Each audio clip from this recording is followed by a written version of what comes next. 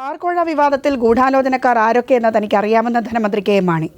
ഗൂഢാലോചനക്കാരെ എങ്ങനെ കൈകാര്യം ചെയ്യണമെന്നും തനിക്കറിയാം. ഉമ്മാക്കി കാട്ടി ആരും കേരള കോൺഗ്രസിനെ പേടിപ്പിക്കാൻ നോക്കണ്ട. ആരോപണം ഉന്നയിച്ചവർ പോയി പണി നോക്കട്ടെ എന്നും കെ എം മാണി കോട്ടയത്ത് പറഞ്ഞു. ആർക്കും പറ്റിയല്ല. ഇതിനകത്തൊരു ഗൂഢാലോചനയുണ്ട്. പക്ഷെ ആ ഗൂഢാലോചനയൊക്കെ നമുക്ക് മനസ്സിലറിയാം. അറിയാവുന്നല്ല ഇപ്പൊ വിളിച്ചു പറയാനായിട്ട് ഒന്നുമില്ല.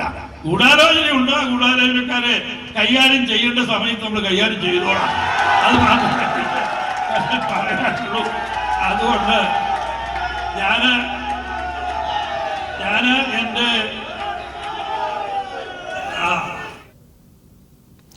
മദ്യനയത്തിനെതിരെ മുഖ്യമന്ത്രിയുടെ കുറിപ്പ്. മദ്യനയം ടൂറിസം മേഖലയ്ക്ക് തിരിച്ചടിയായതായി മുഖ്യമന്ത്രി.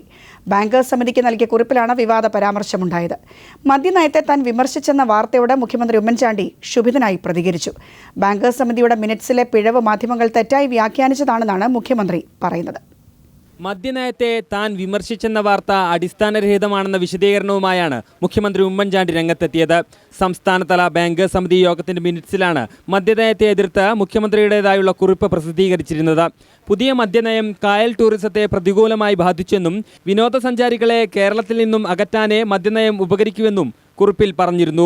പുതിയ മദ്യനയം വന്നതോടെ സംസ്ഥാനത്തെ ഹൗസ് ബോട്ട് ഉടമകൾ സാമ്പത്തിക ബുദ്ധിമുട്ടിലാണെന്നും ഹൗസ് ബോട്ട് ഉടമകളുടെ വായ്പകൾക്ക് മൊറട്ടോറിയം പ്രഖ്യാപിക്കണമെന്നും കുറിപ്പിൽ അഭ്യർത്ഥിച്ചിരുന്നു. എന്നാൽ സംഭവം വിവാദമായപ്പോൾ വാർത്ത നിഷേധിച്ചുകൊണ്ട് മാധ്യമങ്ങളോട് ക്ഷുഭിതനായി പ്രതികരിച്ചുകൊണ്ട് മുഖ്യമന്ത്രി ഉമ്മൻചാണ്ടി രംഗത്തെത്തി. SLBC യോഗത്തിന്റെ മിനിറ്റ്സിലെ പിശക് മാധ്യമങ്ങൾ തെറ്റായി വ്യാഖ്യാനിച്ചതാണെന്നും തനിക്ക് ലഭിച്ച നിവേദനം തന്റെ ഓഫീസ് SLBCക്ക് അയച്ചു കൊടുക്കുക മാത്രമാണ് ചെയ്തതെന്നും മുഖ്യമന്ത്രി ആവർത്തിച്ച് വ്യക്തമാക്കി. എൻ്റെ ഓഫീസിൽ കമ്പ്യൂട്ടർ സെല്ലിൽ വന്ന ഒരു നിവേദനം അങ്ങോട്ട് അയച്ചു കൊടുത്തതാണ് ഈ വന്നിരിക്കുന്നത്. ഞാൻ പോലും കണ്ടിട്ടില്ല. അതിനകത്ത് വന്നിരിക്കുന്ന ആശയങ്ങൾ മുഴുവൻ ആ സംഘടനയുടെ അഭിപ്രായങ്ങളാണ്. കുറെ കൂടി മര്യാദ നിങ്ങൾ കാണിക്കണം. എന്നോട് ചോദിച്ചിട്ട് കൊടുക്കാമായിരുന്നു. അപ്പം ഞാൻ പോയി പ്രസംഗിച്ചു എന്ന് വരെയാണ് ഒരു ധാരണ ഉണ്ടാക്കിയത്. ഞാൻ പോയിട്ടില്ല, പ്രസംഗിച്ചിട്ടില്ല. ആ നിവേദനം ഞാൻ കണ്ടിട്ടില്ല. എൻ്റെ കമ്പ്യൂട്ടർ സെല്ലിൽ വന്നൊരു നിവേദനം SLBCക്ക് അയച്ചു കൊടുത്തു. അവർ മിനിറ്റ്സിൽ അടിച്ചതിനകത്ത് അവർക്കൊരു പെശക് പറ്റി. അപ്പം അത് മുഴുവൻ എൻ്റെ അഭിപ്രായമായിട്ടാണ് എഴുതിയിരിക്കുന്നത്. അതേസമയം വിവാദത്തിൽ വിശദീകരണവുമായി മുഖ്യമന്ത്രിക്ക് പിന്നാലെ SLBCയും രംഗത്തെത്തി. ഹൗസ് ബോട്ട് ഉടമകളുടെ സംഘടനയുടെ നിവേദനമാണ് മുഖ്യമന്ത്രിയുടെ ഓഫീസിൽ നിന്നും ലഭിച്ചതെന്നും ഇത് SLBC യോഗത്തിന്റെ അജണ്ടയിൽ ഇല്ലായിരുന്നുവെന്നും മിനിറ്റ്സിൽ നിവേദനം പ്രസിദ്ധീകരിച്ചത് സാങ്കേതിക പിശകാണെന്നുമാണ് SLBCയുടെ വിശദീകരണം. News bureau, Thiruvananthapuram. ജനപക്ഷ യാത്രയിൽ കള്ളുഷാപ്പ് ഉടമകളിൽ നിന്ന് പണപ്പിരിവ് നടത്തിയ സംഭവം ഗൗരവതരമെന്ന് KPCC പ്രസിഡന്റ് VM സുധീരൻ. പണപ്പിരിവ് നടത്തിയ ഉദ്യോഗസ്ഥർക്കെതിരെ നടപടിയെടുക്കണമെന്നും അദ്ദേഹം ആവശ്യപ്പെട്ടു. ആപ്പിൾ ട്രീ തട്ടിപ്പ് കേസിലെ പ്രതിയുമായി വേദി പങ്കിട്ട സംഭവത്തിൽ സംഘാടകരുടെ ഭാഗത്തുനിന്ന് വീഴ്ചയുണ്ടായോ എന്ന് പരിശോധിക്കുമെന്നും സുധീരൻ പറഞ്ഞു.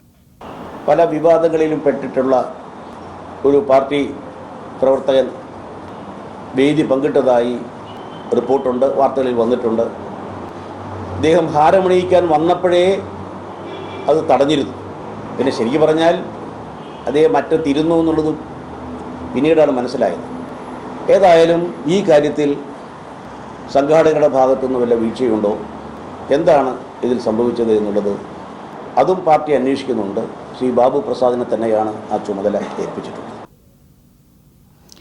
ബാർക്കോഴ കേസിൽ മാണിക്കെതിരെ കേസെടുക്കുന്നതിന് AGയുടെ ഓഫീസിൽ നിന്ന് വിജിലൻസ് നിയമോപദേശം തേടി. വിജിലൻസ് SPയും DYSPയുമാണ് നിയമോപദേശം തേടിയത്. AG അവധിയിലായിരുന്നതിനാൽ ഇരുവരും സീനിയർ ഗവൺമെന്റ് പ്ലീഡറുമായി കൂടിക്കാഴ്ച നടത്തി. കേസ് അടുത്ത മാസം 2-ന് പരിഗണിക്കാനിരിക്കെയാണ് കൂടിക്കാഴ്ച നടന്നത്. ബാർക്കോഴ, പെട്രോൾ പമ്പ് കോഴ തുടങ്ങിയ ആരോപണങ്ങൾ സംബന്ധിച്ച് കേസ് രജിസ്റ്റർ ചെയ്ത് അന്വേഷണം നടത്തണമെന്നാവശ്യപ്പെട്ട് LDF കൺവീനർ വൈക്കം വിശ്വൻ കഴിഞ്ഞ ദിവസമാണ് വിജിലൻസ് ഡയറക്ടർക്ക് കത്ത് നൽകിയത്. കേസ് രജിസ്റ്റർ ചെയ്തില്ലെങ്കിൽ സ്വന്തം നിലയ്ക്ക് കോടതിയെ സമീപിക്കുമെന്നും LDF വ്യക്തമാക്കിയിരുന്നു. ഈ സാഹചര്യത്തിലാണ് SPയും DYSPയും AGയിൽ നിന്ന് നിയമോപദേശം തേടാനായി കൊച്ചിയിലെ അഡ്വക്കേറ്റ് ജനറൽ ഓഫീസിലെത്തിയത്. എന്നാൽ AG സ്ഥലത്തില്ലാതിരുന്നതിനാൽ ഓഫീസിലെ സീനിയർ ഗവൺമെൻറ് പ്ലീഡറുമായി വിജിലൻസ് സംഘം കൂടിക്കാഴ്ച നടത്തുകയും നിയമോപദേശം തേടുകയും ചെയ്തു. ബാർക്കോഴ ആരോപണത്തിൽ വിജിലൻസിന്റെ ക്വിക്ക് വെരിഫിക്കേഷൻ നടപടികൾ നിയമപരമല്ലെന്നും ഒരാഴ്ചയ്ക്കകം കേസ് രജിസ്റ്റർ ചെയ്ത് അന്വേഷണം നടത്താൻ വിജിലൻസിന് നിർദ്ദേശം നൽകണമെന്നും ആവശ്യപ്പെട്ട് VS സുനിൽകുമാർ MLA ഹൈക്കോടതിയിൽ ഹർജി നൽകിയിരുന്നു. ഹർജി പരിഗണിച്ച കോടതി കേസ് രജിസ്റ്റർ ചെയ്യാതിരിക്കാൻ പ്രത്യേക സാഹചര്യമുണ്ടെങ്കിൽ അത് വ്യക്തമാക്കാൻ സർക്കാരിനോട് ആവശ്യപ്പെട്ടിട്ടുണ്ട്. കേസ് അടുത്ത മാസം 2-ന് വീണ്ടും പരിഗണിക്കാനിരിക്കെയാണ് വിജിലൻസ് സംഘം AG ഓഫീസിൽ സീനിയർ ഗവൺമെൻറ് പ്ലീഡറുമായി കൂടിക്കാഴ്ച നടത്തിയത്. News bureau, Kochi. പക്ഷിപ്പനി പ്രതിരോധ പ്രവർത്തനങ്ങളിൽ ഏർപ്പെട്ടിരുന്ന ദ്രുതകർമ്മ സേനയിലെ ഡോക്ടർ പനി ബാധിച്ച് ആശുപത്രിയിൽ. കോട്ടയം ജില്ലയിലെ ഐമനം പഞ്ചായത്തിൽ താറാവുകളെ കൊന്നൊടുക്കാൻ നേതൃത്വം നൽകിയ വെറ്റിനറി സർജൻ സാജൻ കുര്യാക്കോസിനെയാണ് കടുത്ത പനിയും വിറയലും അനുഭവപ്പെട്ടതിനെ തുടർന്ന് കോട്ടയം ജില്ലാ ആശുപത്രിയിൽ പ്രവേശിപ്പിച്ചത്. ഇദ്ദേഹം ഡോക്ടർമാരുടെ കർശന നിരീക്ഷണത്തിലാണ്. 2 ദിവസങ്ങൾക്ക് മുൻപ് മറ്റൊരു ഉദ്യോഗസ്ഥൻ അമീറിനെയും ആശുപത്രിയിൽ പ്രവേശിപ്പിച്ചിരുന്നു. സംഭവസ്ഥലം കേന്ദ്ര സംഘം സന്ദർശിച്ചു. പക്ഷിപ്പനിയെ തുടർന്ന് കർഷകർക്കുള്ള നഷ്ടപരിഹാരം ഇന്ന് തന്നെ നൽകുമെന്ന് ആരോഗ്യമന്ത്രി VS ശിവകുമാർ. ആവശ്യമുള്ള മരുന്നുകളും കിറ്റുകളും ശേഖരിച്ചു കഴിഞ്ഞു. താറാവുകളെയും കോഴികളെയും കടത്തുന്നത് നിരോധിച്ചതായും താറാവുകളെ കൊല്ലുന്നതിന് 75 സ്ക്വാഡുകൾ രൂപീകരിച്ചതായും മന്ത്രി അറിയിച്ചു. തിരുവനന്തപുരത്ത് ഉന്നതതല യോഗ തീരുമാനങ്ങൾ വിശദീകരിക്കുകയായിരുന്നു മന്ത്രി.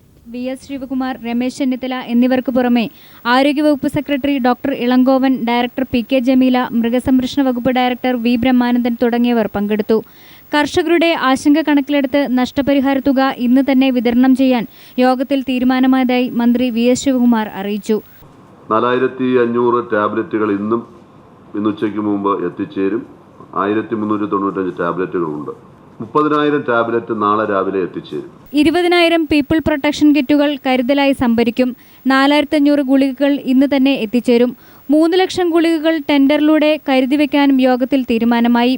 എല്ലാ ജില്ലകളിലും കൺട്രോൾ റൂമുകൾ തുറന്നിട്ടുണ്ട്. രോഗബാധിത പ്രദേശങ്ങളിലെ പഞ്ചായത്തുകളിലും പ്രൈമറി ഹെൽത്ത് കെയർ കേന്ദ്രങ്ങളിലും കൺട്രോൾ യൂണിറ്റുകൾ തുടങ്ങും. താറാവുകളെ കൊല്ലുന്നതിനായി 75 അംഗ ടീമിനെ വിന്യസിച്ചതായും മന്ത്രി VS ശിവകുമാർ അറിയിച്ചു. ആലപ്പുഴയിൽ 50 അംഗ ടീമും പത്തനംതിട്ടയിൽ 10 അംഗ ടീമും കോട്ടയത്ത് 15 അംഗ ടീമിനെയുമാണ് വിന്യസിച്ചിരിക്കുന്നത്. ചത്തുവീഴുന്ന താറാവുകളെ കണ്ടെത്താൻ പ്രത്യേക ടീമിനെ ചുമതലപ്പെടുത്തും. രോഗബാധിത പ്രദേശങ്ങളിലെ താറാവ് കടത്തൽ ശക്തമായി നിരോധിക്കാനും തീരുമാനമായി. ലോകാരോഗ്യ സംഘടനയുടെ പ്രോട്ടോകോൾ പ്രകാരം ഐസൊലേഷൻ യൂണിറ്റുകൾ ആശുപത്രികളിൽ ആരംഭിക്കും. മനുഷ്യരിലേക്ക് രോഗം പടരാതിരിക്കാൻ ആന്റിസെപ്റ്റിക് സ്പ്രേ അടക്കമുള്ള മുൻകരുതൽ നടപടികൾ സ്വീകരിക്കും. ഇതുവരെ 18,882 താറാവുകളെ കൊന്നൊടുക്കിയതായും മന്ത്രി അറിയിച്ചു. മനുഷ്യരിൽ നിന്നുള്ള സാമ്പിളുകൾ NCDC-യിലേക്ക് അയച്ചതായും മന്ത്രി അറിയിച്ചു. അതേസമയം നേരത്തെ നിശ്ചയിച്ച യോഗമായിരുന്നിട്ടും മന്ത്രി KP മോഹനൻ യോഗത്തിൽ പങ്കെടുത്തില്ല. News bureau, Thiruvananthapuram. പുറക്കാട് പഞ്ചായത്തിലെ മുഴുവൻ താറാവുകളെയും കൊന്നതായി ജില്ലാ കളക്ടർ അറിയിച്ചു. അതേസമയം പക്ഷിപ്പനി കൂടുതൽ പ്രദേശങ്ങളിലേക്കും വ്യാപിക്കുന്നുണ്ട്. ആലപ്പുഴയ്ക്ക് പിന്നാലെ കോട്ടയത്തും പത്തനംതിട്ടയിലും H5N1 സ്ഥിരീകരിച്ചു. ആലപ്പുഴ ജില്ലയിലെ 5 ഇടങ്ങളിലായിരുന്നു നേരത്തെ രോഗബാധിത താറാവുകളെ കണ്ടെത്തിയതെങ്കിൽ ഇപ്പോൾ ജില്ലയിലെ തന്നെ 7 ഇടങ്ങളിൽ കൂടി ഇത് വ്യാപിച്ചതായാണ് ആരോഗ്യവകുപ്പും മൃഗസംരക്ഷണ വകുപ്പും നൽകുന്ന റിപ്പോർട്ട്. പൂർണ്ണമായ പരിശോധനാ റിപ്പോർട്ട് ലഭിച്ചാൽ മാത്രമേ പക്ഷിപ്പനിയാണോ എന്നത് സംബന്ധിച്ച് ഔദ്യോഗിക സ്ഥിരീകരണം ഉണ്ടാകൂ. നിലവിൽ ജില്ലയിൽ പക്ഷിപ്പനി നിയന്ത്രണ വിധേയമെന്നാണ് ജില്ലാ കളക്ടർ പറയുന്നത്. ആലപ്പുഴ മൃഗസംരക്ഷണ ഓഫീസിൽ ചേർന്ന വിവിധ വകുപ്പ് തല ഉദ്യോഗസ്ഥരുടെ യോഗത്തിന് ശേഷമായിരുന്നു കളക്ടറുടെ വിലയിരുത്തൽ. ഇന്നത്തെ നാളത്തെയും കൂടെ കഴിയുമ്പോഴത്തേക്ക് കംപ്ലീറ്റ് പുതിയ ഇനിയും വരാതിരുന്നാൽ പ്രൊവൈഡഡ് പുതിയതായിട്ടുള്ള സ്ഥലങ്ങളിൽ വരാതിരുന്നാൽ നമുക്ക് ഈ 2 ദിവസം കൊണ്ടെല്ലാം തീരുന്നതാണ്. ജില്ലയുടെ പല പ്രദേശങ്ങളിലും പക്ഷിപ്പനി കണ്ടുവരുന്നതായാണ് നാട്ടുകാർ പറയുന്നത്. പക്ഷിപ്പനി പൂർണ്ണമായും നിയന്ത്രിക്കുവാൻ കാലതാമസം വരുന്നത് വകുപ്പുകൾ തമ്മിലുള്ള ഏകോപനമില്ലാത്തതാണെന്ന് മൃഗസംരക്ഷണ വകുപ്പിലെ ഉദ്യോഗസ്ഥർ തന്നെ പറയുന്നു. ഡോക്ടർ അരുൺ: പൂർണ്ണമായും കിറ്റെത്തിയതിനു ശേഷം ഇന്ന് വളരെ നല്ല രീതിയിലാണ് ആലപ്പുഴയിൽ ഇതിൻ്റെ പ്രവർത്തനങ്ങൾ പോയിരിക്കുന്നത്. ഇന്നത്തെ അവലോകന മീറ്റിങ്ങിൽ തന്നെ പറഞ്ഞിരിക്കുന്നത് 1-2 ദിവസത്തിനുള്ളിൽ തന്നെ ഈ അസുഖം ബാധിച്ചതുമായിട്ട് ബന്ധപ്പെട്ടിട്ടുള്ള എല്ലാ താറാവുകളെയും കള്ളിയാൻ സാധിക്കുമെന്നാണ്. പക്ഷിപ്പനി പിടിപെട്ട് ഒരാഴ്ച പിന്നിട്ടിട്ടും അസുഖം പൂർണ്ണമായും നിയന്ത്രിക്കാൻ ഇതുവരെ സർക്കാരിന് കഴിഞ്ഞിട്ടില്ല. ഇപ്പോൾ പക്ഷിയിൽ കാണുന്ന ഈ പനി ദിവസങ്ങൾക്ക് ശേഷം മാത്രമേ മനുഷ്യരിലേക്ക് പടർന്നിട്ടുണ്ടോ എന്നത് സംബന്ധിച്ച് വ്യക്തമായി കണ്ടെത്താൻ കഴിയൂ. Shajahan, news bureau, Alappuzha. Harrison മലയാളത്തിന്റെ കൈവശമുള്ള മുഴുവൻ ഭൂമിയും സർക്കാരിൻ്റേത്. ഇക്കാര്യം വ്യക്തമാക്കി സ്പെഷ്യൽ ഓഫീസർ ഉത്തരവ് പുറത്തിറക്കി. 250 പേജുള്ള ഉത്തരവാണ് സ്പെഷ്യൽ ഓഫീസർ MG രാജമാണിക്യം പുറത്തിറക്കിയത്. 2 മാസങ്ങൾക്കകം ഭൂമി ഏറ്റെടുക്കൽ നടപടികൾ ആരംഭിക്കുമെന്നും ഉത്തരവിൽ പറയുന്നു. ഹാരിസൺ കൈവശം വെച്ചിരിക്കുന്ന 62,600 ഏക്കർ ഭൂമി ഏറ്റെടുക്കാനാണ് നീക്കം. ഹാരിസൺ മലയാളം കമ്പനിയുടെ കൈവശമുള്ള ഭൂമി ഏറ്റെടുക്കുന്നതിന്റെ ഭാഗമായാണ് ഭൂമി സർക്കാരിൻ്റേതാണെന്ന് കാണിച്ച സ്പെഷ്യൽ ഓഫീസർ MG രാജമാണിക്കം ഉത്തരവിറക്കിയിരിക്കുന്നത്. 250 പേജുകളുള്ള ഉത്തരവ് കേരള ചരിത്രത്തിൽ ആദ്യമായാണ്. ഹാരിസൺ ഭൂമി ഏറ്റെടുക്കുന്നത് സ്പെഷ്യൽ ഓഫീസറുടെ അധികാരപരിധി നിശ്ചയിച്ച ശേഷം മാത്രമേ പാടുള്ളൂവെന്ന ഹൈക്കോടതി വിധിയുടെ പശ്ചാത്തലത്തിൽ അധികാരപരിധി നിശ്ചയിച്ച ശേഷമാണ് സ്പെഷ്യൽ ഓഫീസർ ഉത്തരവ് പുറപ്പെടുവിച്ചത്. ഹാരിസൺ മലയാളത്തിന്റെ കൈവശമുള്ള ഇംഗ്ലീഷ് ഈസ്റ്റ് ഇന്ത്യ കമ്പനി കൈമാറിയ 62,600 ഏക്കർ ഭൂമി സർക്കാരിൻ്റേതാണെന്ന് തെളിയിച്ചാണ് സ്പെഷ്യൽ ഓഫീസർ അധികാരപരിധി നിശ്ചയിച്ചിരിക്കുന്നത്. ഇന്ത്യൻ ഇൻഡിപെൻഡൻസ് ആക്ട് ഉൾപ്പെടെ രാജ്യത്തെ 25ഓളം നിയമങ്ങൾ ചൂണ്ടിക്കാട്ടിയാണ് ഉത്തരവ്. ഉത്തരവിന്റെ പകർപ്പ് ഹാരിസൺ കമ്പനിക്ക് കൈമാറിയിട്ടുണ്ട്. 2 മാസത്തിനകം ഭൂമി ഏറ്റെടുക്കൽ നടപടികൾ ആരംഭിക്കും. ഉത്തരവ് പ്രാബല്യത്തിൽ വരുന്നതോടെ സംസ്ഥാനത്ത് അനധികൃതമായി കൈവശം വെച്ചിരിക്കുന്ന സർക്കാർ ഭൂമി ഏറ്റെടുക്കുന്നതിന് ഇനി നിയമ തടസ്സമുണ്ടാവില്ല. നിലവിൽ കൃഷിഭൂമിയുടെ 20%-ലധികം കുത്തക കമ്പനികൾ അനധികൃതമായി കൈവശം വെച്ചിരിക്കുകയാണ്. അതുകൊണ്ടുതന്നെ സ്പെഷ്യൽ ഓഫീസറുടെ ഉത്തരവ് സംബന്ധിച്ച് സർക്കാർ എന്ത് നിലപാട് സ്വീകരിക്കുമെന്നത് നിർണായകമാണ്. Leslie John, news bureau, Thiruvananthapuram. കരിമണൽ ഖനന ലോബിയുമായി സർക്കാരിന്റെ ഒത്തുകളി. സ്വകാര്യ മേഖലയിൽ കരിമണൽ ഖനനത്തിന് അനുമതി നൽകിയ സിംഗിൾ ബെഞ്ച് വിധിക്കെതിരെ സർക്കാർ അപ്പീൽ നൽകിയത് 1.5 വർഷങ്ങൾക്ക് ശേഷം. സർക്കാരിന്റെ അപ്പീൽ ഡിവിഷൻ ബെഞ്ച് തള്ളി. ഇതോടെ കേരളത്തിൽ സ്വകാര്യ മേഖലയിൽ കരിമണൽ ഖനനത്തിന് വഴിയൊരുങ്ങി. CPMന്റെ കാർഷിക കേരളം ജനകീയ ഇടപെടലുകൾ ശില്പശാലയ്ക്ക് തിരുവനന്തപുരത്ത് തുടക്കം. പ്രതിപക്ഷ നേതാവ് VS അച്യുതാനന്ദൻ ശില്പശാല ഉദ്ഘാടനം ചെയ്തു. പച്ചക്കറി കൃഷിയും നാളികേര കൃഷിയും പ്രാദേശികമായി ജനപങ്കാളിത്തത്തോടെ ഏറ്റെടുക്കുന്നത് സംബന്ധിച്ച പഠന ക്ലാസുകളും ശില്പശാലയിൽ നടക്കും. കാർഷിക മേഖലയിലെ ഉൽപാദനവും ഉൽപാദനക്ഷമതയും വർദ്ധിപ്പിക്കുന്നതിനുള്ള പ്രായോഗിക പ്രവർത്തനങ്ങൾക്ക് തുടക്കം കുറിക്കുകയാണ് കാർഷിക കേരളം ജനകീയ ഇടപെടലുകൾ എന്ന ശില്പശാലയിലൂടെ CPIM ലക്ഷ്യം വയ്ക്കുന്നത്. AKG പഠന ഗവേഷണ കേന്ദ്രത്തിന്റെ ആഭിമുഖ്യത്തിൽ സംഘടിപ്പിച്ച ശില്പശാല പ്രതിപക്ഷ നേതാവ് VS അച്യുതാനന്ദൻ ഉദ്ഘാടനം ചെയ്തു. ജനങ്ങൾ പച്ചക്കറി നാളികേര കൃഷിയിൽ സ്വയം പര്യാപ്തരാകുന്നത് ഭക്ഷ്യസുരക്ഷയ്ക്ക് സഹായകരമാകുമെന്ന് VS പറഞ്ഞു. പച്ചക്കറി കൃഷിയിൽ സ്വയം പര്യാപ്തത കൈവരിക്കാൻ കഴിഞ്ഞാൽ അത് നമ്മുടെ സമ്പദ് ഘടനയ്ക്ക് മാത്രമല്ല ഭക്ഷ്യസുരക്ഷതയ്ക്കും ആരോഗ്യ സുരക്ഷയ്ക്കും പരിസ്ഥിതി സംരക്ഷണത്തിനും വലിയ തോതിൽ സഹായകമാകും. സംസ്ഥാനത്ത് മൊത്തം കൃഷിഭൂമിയുടെ 12% മാത്രം കൃഷിക്കായി ഉപയോഗിക്കുന്ന സാഹചര്യത്തിലാണ് CPIMന്റെ ഇടപെടൽ. ത്രിദിന ശില്പശാലയിൽ കൃഷി ചെയ്യുന്നതിന്റെ പ്രായോഗിക പ്രവർത്തനങ്ങളുടെ മാതൃകകളെ പരിചയപ്പെടുത്തും. വിവിധ പഞ്ചായത്തുകളിൽ നടത്തിയ വിജയകരമായ പരിപാടികളുടെ അനുഭവങ്ങളും ശില്പശാലയിൽ പങ്കുവയ്ക്കും. ശില്പശാലയുടെ അവസാന ദിവസം ആലപ്പുഴ ജില്ലയിലെ വിവിധ പഞ്ചായത്തുകളിൽ നടപ്പാക്കിയ പദ്ധതികൾ സന്ദർശിച്ചും പഠനം നടത്തും.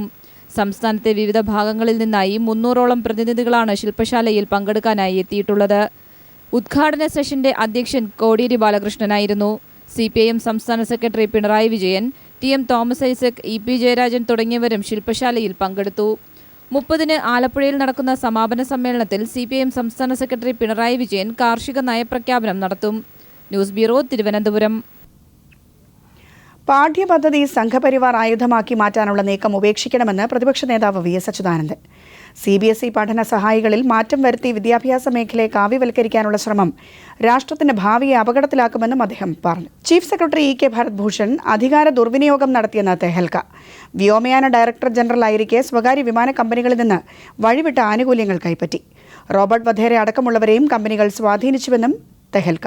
വിഴിഞ്ഞം തുറമുഖ പദ്ധതിക്കെതിരെയുള്ള പൊതുതാൽപര്യ വ്യവഹാരങ്ങൾക്ക് സുപ്രീം കോടതിയുടെ വിമർശനം.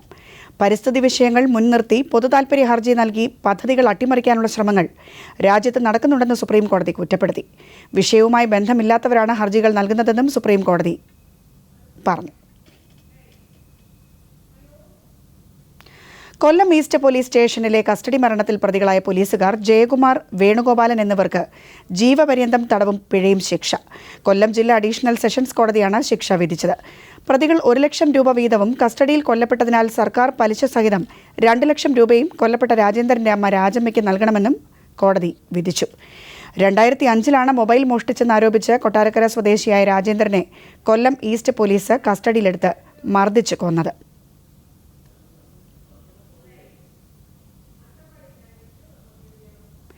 അട്ടപ്പാടിയിൽ 2.5 വയസ്സുകാരിയെ അച്ഛനും ഇടനിലക്കാരനും ചേർന്ന് വിറ്റതായി പരാതി. 80,000 രൂപയ്ക്ക് കുഞ്ഞിനെ വിറ്റതായി അമ്മ തുളസിയാണ് ഷോളയൂർ പോലീസിൽ പരാതി നൽകിയത്. ഭർത്താവ് ആലത്തൂർ സ്വദേശി ഷംസുദ്ദീൻ, ഇടനിലക്കാരൻ ജോൺ എന്നിവരെ ഷോളയൂർ പോലീസ് അറസ്റ്റ് ചെയ്തു. അട്ടപ്പാടി വണ്ണാന്തറയിലെ 2.5 വയസ്സുള്ള പെൺകുഞ്ഞിനെ എറണാകുളം തൃപ്പൂണിത്തുറ സ്വദേശിക്ക് വിറ്റതായാണ് അമ്മ തുളസിയുടെ പരാതി. ഒരാഴ്ച മുമ്പ് ഇടനിലക്കാരൻ അട്ടപ്പാടി സ്വദേശി ജോൺ വഴിയാണ് കുഞ്ഞിനെ കൈമാറിയത്. 80,000 രൂപയ്ക്കായിരുന്നു വിൽപ്പന. ഇതിൽ 20,000 രൂപ ഇടനിലക്കാരനായ ജോണും ബാക്കിയുള്ള 60,000 രൂപ കുട്ടിയുടെ അച്ഛൻ ഷംസുദ്ദീനും കൈപ്പറ്റി. കുഞ്ഞിനെ വിറ്റതുമായി ബന്ധപ്പെട്ട് തുളസിയും ഭർത്താവ് ഷംസുദ്ദീനും തമ്മിൽ തർക്കമുണ്ടായിരുന്നു. കുഞ്ഞിനെ കാണാതായതോടെ തിരികെ എത്തിക്കണമെന്ന് തുളസി ആവശ്യപ്പെട്ടു. ഷംസുദ്ദീൻ ഇതിന് തയ്യാറാകാതെ വന്നതോടെ തുളസി പരാതിയുമായി ഷോളയൂർ പോലീസ് സ്റ്റേഷനിൽ എത്തുകയായിരുന്നു.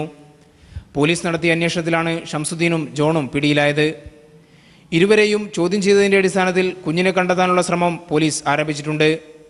സംഭവവുമായി ബന്ധപ്പെട്ട് മറ്റ് 4 പേർക്കെതിരെ കൂടി ഷോളയൂർ പോലീസ് കേസെടുത്തു. News bureau, Palakkad. ചിത്രകലകളെക്കുറിച്ചുള്ള മികച്ച മലയാള പുസ്തകത്തിനുള്ള കേരള ലളിതകലാ അക്കാദമി പുരസ്കാരം നേമം പുഷ്പരാജന്.